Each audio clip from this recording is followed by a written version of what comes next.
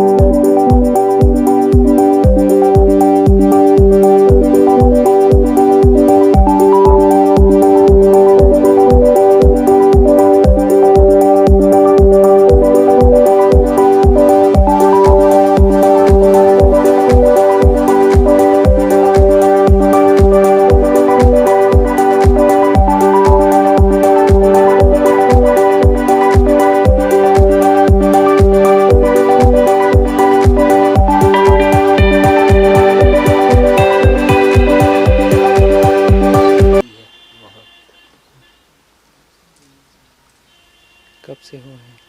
ये हाँ कोने के पीढ़ी हो तेकर कोई पता नहीं है। आप मन कब से? आप मन हो 7 साल। तो मान्यता हो? मान्यता शुरू से आखिर तक ही कहा, शुरू से। कैसन कैसन टाइप से? कोठन उदाहरण? उदाहरण बिल्कुल जो भी अपन यहाँ आवत थे, कबूलत थे, बिल्कुल सिद्ध हो के जावत है। शक्तियों का शक्ति बहुत बड़ा भारी है। कोई भी मरीज उरीज आवत है, सबके मनोकाम पूरा हुआ थे। आनंद है पूरा। दोनों परम में जोत जलत है।